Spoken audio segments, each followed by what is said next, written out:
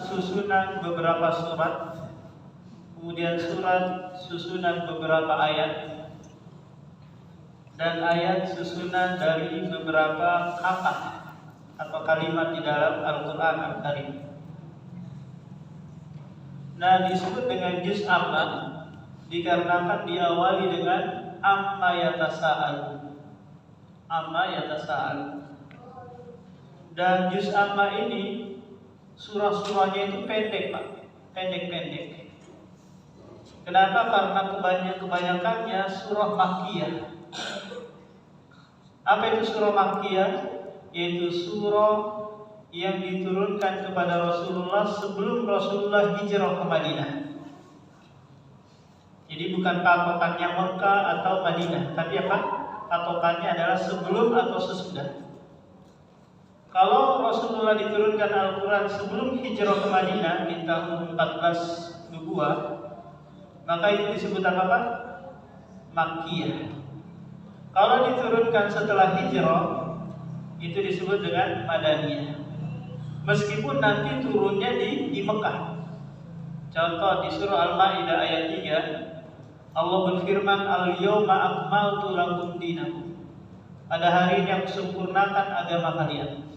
Ini turun di Mekah di saat Rasulullah berkhutbah di Arafah. Turun di hari Jumat, kata Umar, 82 hari sebelum meninggalnya Rasulullah. Nah, juz amma ini terdiri dari 36 surah. Sebagian besarnya itu Makkiyah. Pendek-pendek, ayatnya tegas, dan isinya apa? Penekanan pembahasan tentang akidah dan tauhid. Kenapa demikian? Karena yang dikhitab itu adalah orang-orang mungkir, orang-orang musyrik yang ingkar terhadap ayat-ayat Al-Quran, terhadap apa yang dibawa oleh Rasulullah. Adapun mengenai mereka percaya kepada Allah, semua orang musyrik percaya adanya Allah. La in sa'altahum man khalaqas samawati wal ard la yaquluna Allah. Seandainya engkau Muhammad bertanya kepada orang-orang musyrik, siapa yang menciptakan langit dan bumi, siapa yang memberikan rezeki kepada kalian, la yaquluna Allah, pasti mereka menjawab Allah.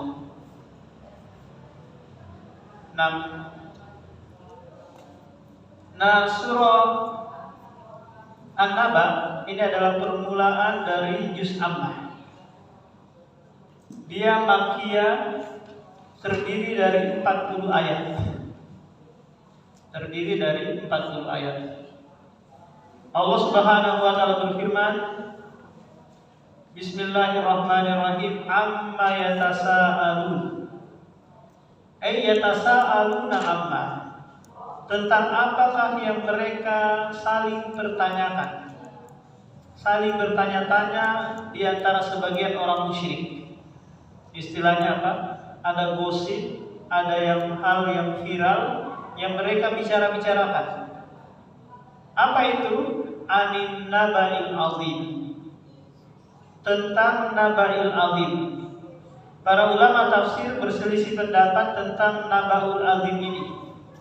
Ada yang mengatakan Al-Quran, ada yang mengatakan hari kebangkitan, ada yang mengatakan Muhammad.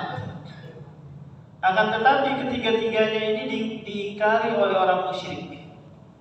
Tidak ada satupun yang dipercayai. Al-Quran mereka tak percayai.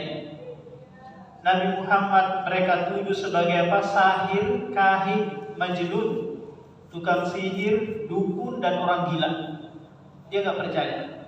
Al-Quran mereka katakan apa? Asatirul awwalin, dongengan-dongengan orang terdahulu.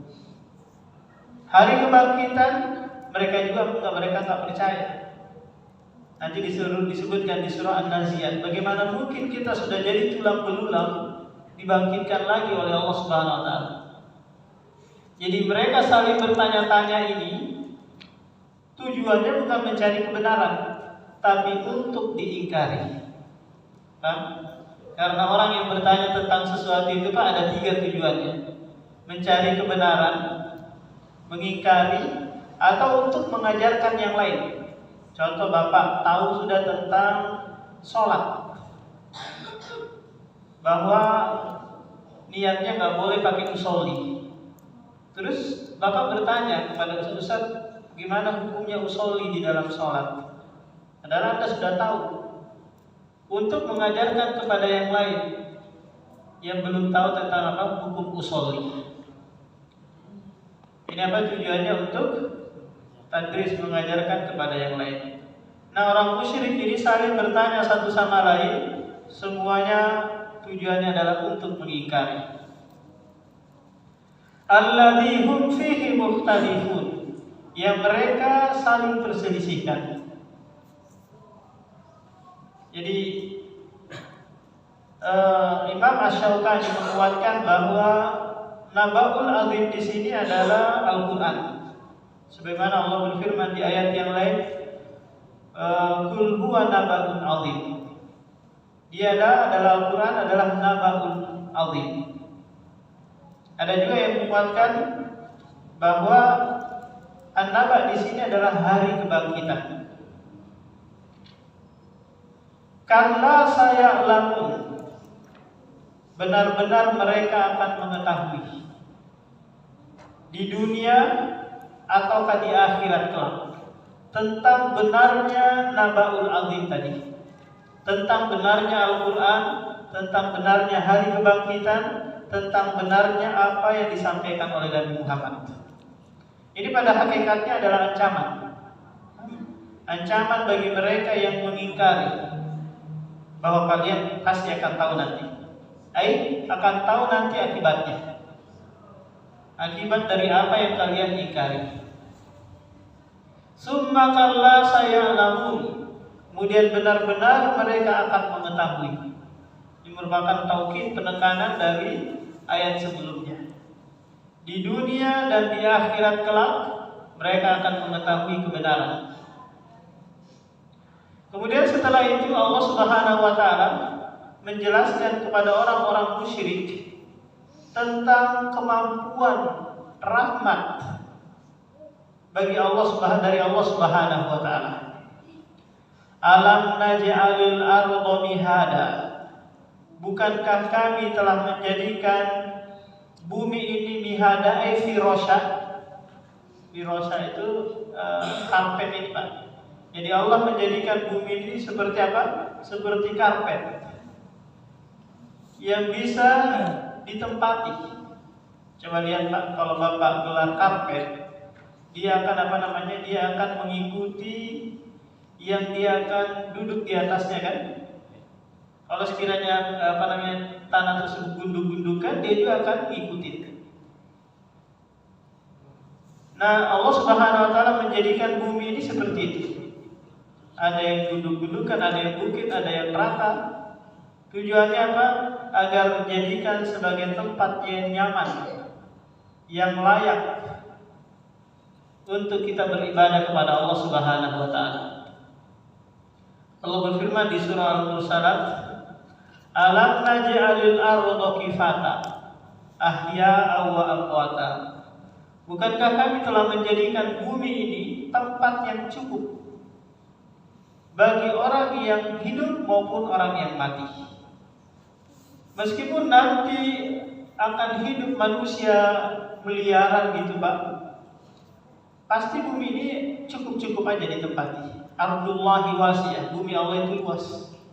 Cuman terkadang orang maunya tinggal di kota. Akhirnya apa? Jadi sempit-sempitan, Pak, ya. Coba tinggal di kilo 100 sana atau kilo 80, pasti akan luas. Bapak bisa ngambil 2 hektar, 3 hektar dijadikan rumah, kan luas. Tapi maunya tinggal apa? Tinggal di kota. Akhirnya dapat 6 kali 12, 5 kali 10, sempit jadinya. Kenapa? Karena gak mau menempati tempat-tempat yang lain. Nah, bumi ini hanya satu-satunya planet yang bisa dihuni, Pak. Tidak ada planet di sana yang bisa ditempati. Apakah planet Mars, planet Pluto, dan yang lainnya, nggak bisa. Meskipun manusia berpikir panjang lebar gitu mau buat perumahan di atas sana, nggak bisa. yang hanya bisa ditempati hanyalah bumi ini. Planet satu-satunya yang layak dihuni bagi manusia. Wal jibala autada, dan kami jadikan pula gunung-gunung itu autada, pasak yang dipancangkan untuk menahan goncangan. Kalau sekiranya tidak ada bumi ini, maka kalau tidak ada gunung, maka bumi akan bergoyang. Sedikit-sedikit goyang. Karena adanya gunung-gunung yang terpancang, dan apa yang masuk ke dalam itu lebih dalam daripada yang muncul di permukaan, Pak. Jadi kalau sekiranya yang muncul di permukaan itu 1000 meter, maka yang ke dalam, masuk ke dalam lebih lagi. Dan Allah sebutkan di dalam ayat Al-Quran bahwa gunung-gunung itu, Pak, tamurru kamar sahab, dia berjalan seperti berjalannya awan. Ada nggak sudah yang menemukan ini? Allah Subhanahu wa Ta'ala sudah menginformasikan 1500 tahun yang lalu bahwa gunung itu tidak tetap, tapi dia berjalan seperti berjalannya awan. Ada pernah yang dengar, Pak, di YouTube atau di mana gitu dapat informasi bahwa secara pembuktian ilmiah gitu, bahwa memang gunung itu berjalan, tidak tetap di satu tempat. Kita tahu bahwa Pulau Kalimantan dulunya gabung dengan Pulau Sulawesi, gabung dengan Pulau Sumatera, ya kan? Sehingga terjadi pergeseran, bergeser akhirnya terpisah. Nah, seperti itulah kondisi gunung-gunung yang diceritakan oleh Allah Subhanahu wa Ta'ala. Wa khalaqnakum azwaja, dan kami menciptakan kalian berpasang-pasangan. Zaujun wa zaujah, laki-laki dan perempuan, suami dan istri. Tujuannya apa? Tujuannya agar kalian menjadi khalifah. Khalifah itu, Pak, adalah makhluk yang punya generasi, regenerasi, ada terus turun menurun. Tidak binasa, tapi ada silih berganti. Kita menggantikan orang tua, nanti kita digantikan oleh anak, anak digantikan oleh cucu, dan seterusnya seperti itu. Ini makna dari khalifah. Jadi manusia seperti itu diciptakan berpasang-pasangan, dan seluruh makhluk, tumbuh-tumbuhan, hewan-hewanan, semuanya juga diciptakan berpasang-pasangan. Binatang kah, tumbuh-tumbuhan kah, pasti ada serbuk sari sama itu, Pak, namanya putik ya. Nah, yang nanti dikawinkan, barulah dia bisa berbuah dengan sempurna. Bapak mungkin sering dapat undangan yang ada ayat disebutkan di undangan tersebut. Apa ayatnya? Surah Ar-Rum ayat 21 ya. Wa min ayatihi an khalaqalakum azwajan litaskunu ilaiha. Di antara tanda kebesaran Allah Subhanahu wa Ta'ala, Dia menciptakan kalian berpasang-pasangan agar kalian menjadi tenang. Ini hikmah dari pernikahan. Wa ja'ala bainakum mawaddatan wa rahmah. Kalau sekiranya, Pak, membujang, itu hidupnya gelisah. Lihat cewek akhwat sedikit, pokoknya gelisahnya ditambah. Tapi kalau sekiranya dia sudah menikah, pulang ke rumah ada yang melayaninya, menyiapkan makanan dan seterusnya. Jadi ini fitrah manusia, diciptakan berpasang-pasangan. Kalau di sana ada manusia yang mau menikah dengan sesama jenis, maunya nikah sama laki-laki, atau perempuan maunya nikah sama perempuan, maka ini menyelisihi fitrahnya dia. Dan ini pasti gak bisa menurunkan keturunan, Pak, ya. Apakah dia dengan cara operasi, dengan cara apapun pasti nggak bisa.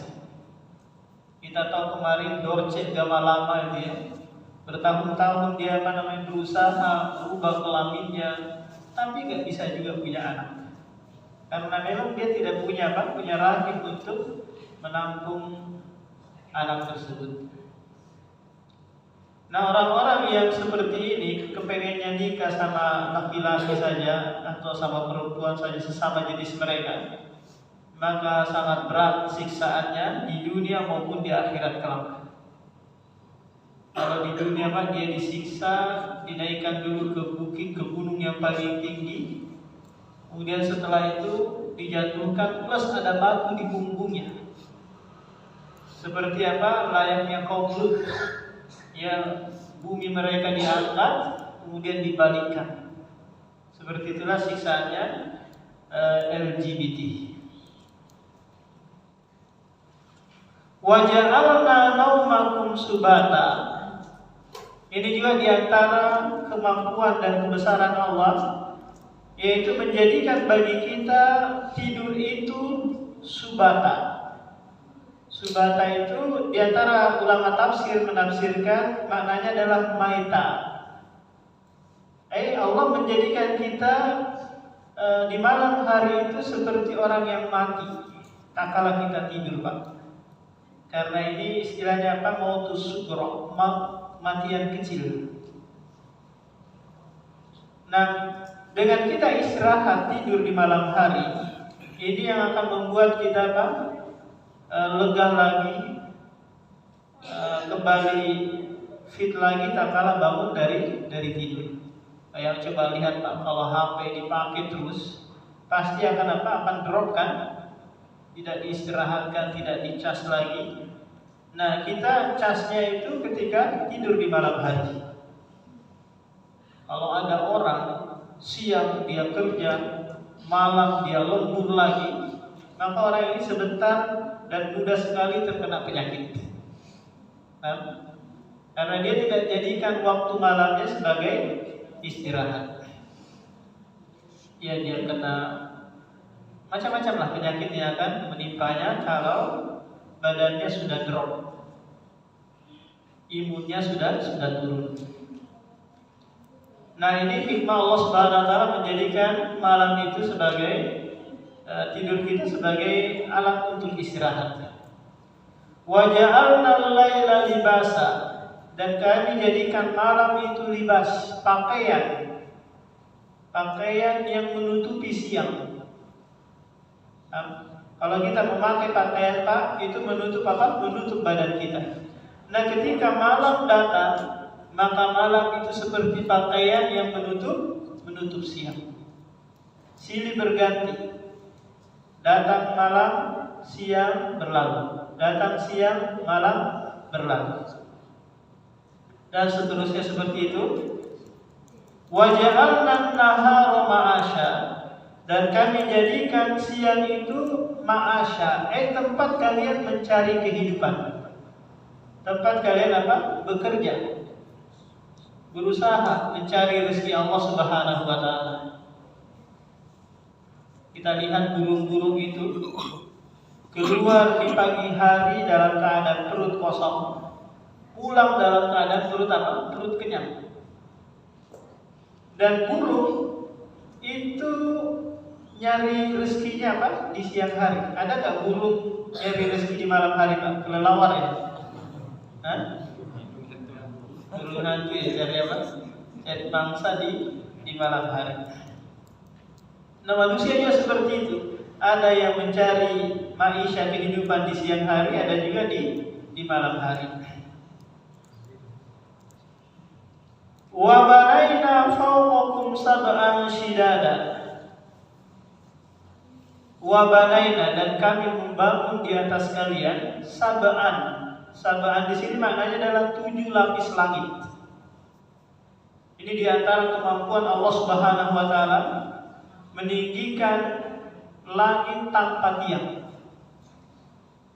A'antum asyaddu khalqan amis sama'u banaha. Allah bertanya kepada kita, apakah kalian yang lebih sulit penciptaannya ataukah langit yang lebih sulit? Maka jawabannya adalah langit yang lebih sulit. Ditinggikan, dibangun tanpa ada penopang sedikit pun, Pak.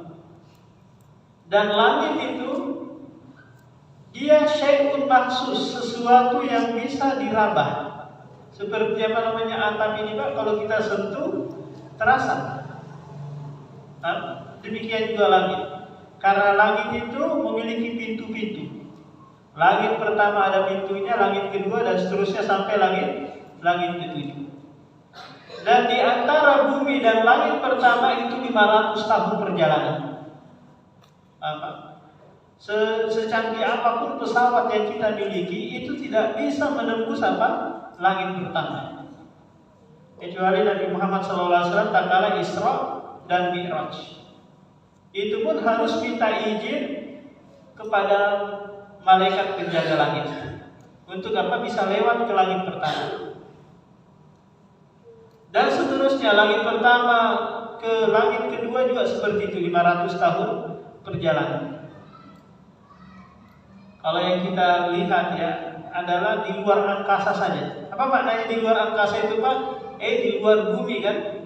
Di sana ada planet-planet, ada benda-benda luar angkasa. Nah, itu belum sampai ke langit pertama. Jauh lagi ke atas sana. Matahari, planet-planet yang lain ini berada di mana? Di luar angkasa, di luar bumi. Wa ja'alna sirajan wahhaja, dan kami jadikan di antara langit dan bumi itu siroja. Siroja ini, Pak, maknanya adalah asyams, matahari, yang menerangi bumi. Yang menerangi apa? Menerangi bumi. Dan matahari itu punya cahaya sendiri. Beda dengan bulan. Bulan itu tidak punya apa? Tidak punya cahaya. Kapan dia bercahaya, Pak? Tatkala matahari tenggelam, kemudian dipinjam lagi cahayanya oleh bulan. Jadi bulan itu seperti perempuan-perempuan yang memakai kosmetik. Perempuan yang sibuk dan memakai kosmetik, bedak, skincare dan yang lainnya. Itu seperti apa? Seperti bulan yang meminjam cahaya dari matahari. Wanita-wanita yang dandan tanpa alami gitu, dia meminjam keindahan dari apa? Dari bedak, skincare, gincu dan yang lainnya. Ketika bedak itu hilang pula lah cahaya di wajahnya. Nah, seperti ini apa? Bulan meminjam cahaya dari apa? Dari matahari. Wa anzalna minal mu'sirati ma'an sajjaja, dan kami turunkan air dari awan. Kita tahu bahwa proses terjadinya hujan disebutkan juga di dalam Al-Quran. Ketika awan menampung air dari penguapan matahari memanaskan air laut, kemudian terjadi penguapan. Penguapan itu kemudian ditampung di awan, kemudian nanti dibawa oleh awan ke sana kemari, tabrakan, akhirnya apa? Terjadilah hujan. Nah, Allah Subhanahu wa taala mengatakan wa anzalna minal mu'sirati ma'an sajjaja. Kamilah yang menurunkan air hujan tersebut. Berarti dia pula lah yang bisa menahan. Dan ini kemampuan yang hanya dimiliki oleh Allah. Kalau sekiranya di sana ada dukun-dukun yang mampu mengatakan, yang mampu berkata bahwa saya bisa menahan hujan, maka ini kebohongan belaka. Mungkin dia sudah baca berita BMKG dan yang lainnya bahwa di jam sekian nanti nggak turun hujan, barulah dia Ustaz saya gitu. Akhirnya memang sudah stop, memang sudah habis, nggak turun lagi. Karena dia tidak punya kemampuan seperti itu. menahan turunnya hujan. Karena ini adalah perbuatan Allah Subhanahu wa taala. Atau yang dikenal dengan apa, Pak? Pawang hujan ya.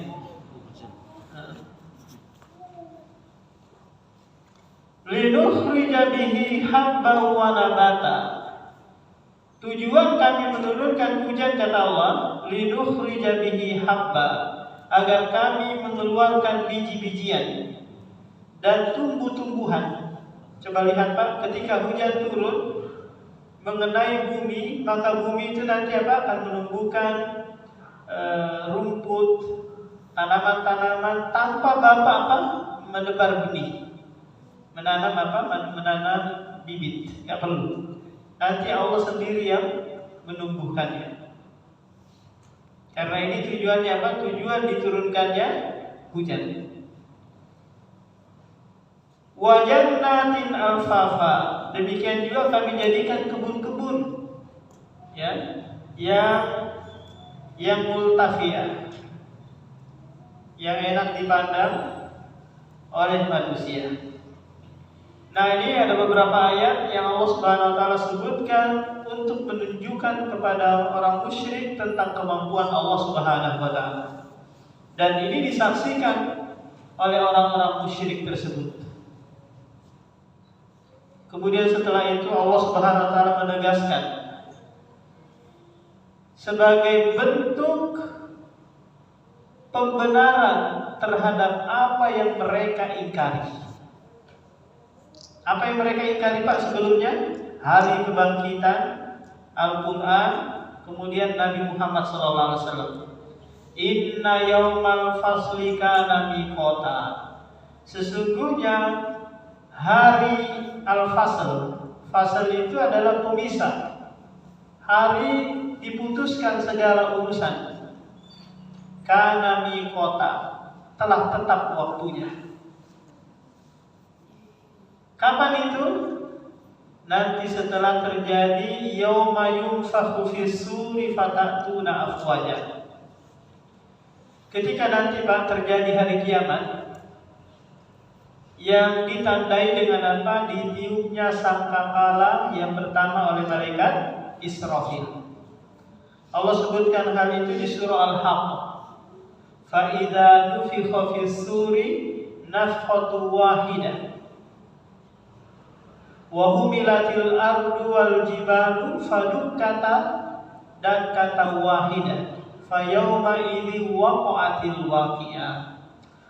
Kata Allah Subhanahu wa taala, apabila malaikat Israfil meniupkan tiupan sangkakala yang pertama, apa yang terjadi Pak? Yang terjadi itu bumi bergoncang, gunung-gunung berterbangan seperti layaknya debu. Air lautan meluap, kemudian bintang-bintang berjatuhan. Maka pada waktu ini tidak ada lagi kehidupan, semuanya akan mati. Meskipun dia bersembunyi di bunker paling dalam pun tetap nggak ada lagi kehidupan, semua diwafatkan. Cuman yang tersisa manusia di saat ditegakkan hari kiamat ini adalah syirorul khalqi, manusia-manusia yang paling buruk. Tidak ada lagi yang mengucapkan Allah, tidak ada lagi yang baca Al-Quran, tidak ada lagi yang sholat. Yang ada hanyalah keburukan, berzina di pinggir jalan. Pokoknya semua kejelekan dilakukan. Mana orang mukminnya? Orang mukminnya sudah dimatikan. Tak kala Allah meniupkan angin untuk mencabut nyawa-nyawa orang yang beriman. Nah, disitulah nanti ditegakkan hari kiamat. Ini tiupan sangkakala yang pertama. Tiupan sangkakala yang kedua disebutkan di surah Yasin ayat 50 ke 51. Wa nufikha fis-suri fa idza hum minal ajdasi ila rabbihim yansilun. Ketika ditiupkan sangkakala yang kedua, tiba-tiba seluruh manusia itu bangkit lagi, hidup lagi kembali. Kemudian mereka berjalan menuju roh atau menuju padang mahsyar. Ini Pak. Jadi tiupan sangkakala yang kedua itu untuk menghidupkan seluruh orang yang mati. Apakah yang mati dimakan buaya, yang mati tenggelam di laut karena pesawat jatuh, ataukah yang mati kemudian dikubur di dalam tanah atau tertimbun gunung, semuanya akan dibangkitkan. Dibangkitkan menuju padang mahsyar. Tapi dalam keadaan berkelompok-kelompok. Ya, dalam keadaan apa? Berkelompok-kelompok.